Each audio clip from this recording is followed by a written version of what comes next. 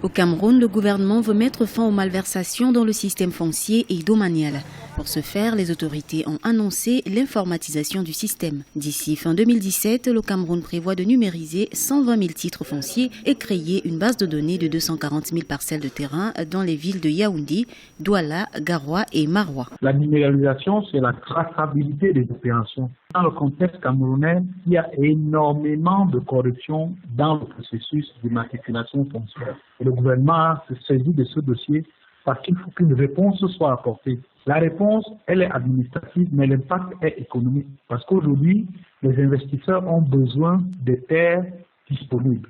Et les populations qui sont parfois installées sur des terres ont besoin soit de les immatriculer, soit de les céder à des investisseurs contre des rétributions afin, elles aussi, d'en tirer un certain profit. Les responsables du ministère des Domaines et des Affaires foncières rassurent que les documents existants ainsi que les archives vont être scannés et numérisés. L'objectif de ce projet est de limiter la corruption et les malversations enregistrées dans le système foncier et domanial au Cameroun, notamment les doublons au niveau des titres fonciers et des doubles ventes de terrain. S'il y avait eu cette numérisation depuis longtemps, il y a beaucoup de litiges fonciers qui n'auraient pas cours. Parce que la plupart des litiges fonciers qui ont cours au Cameroun sont dus au fait qu'une même parcelle de terrain est vendue à plusieurs acquéreurs. Cela n'est possible que parce qu'il n'y a pas un moyen de vérification des hypothèques qui sont sur une parcelle de terrain.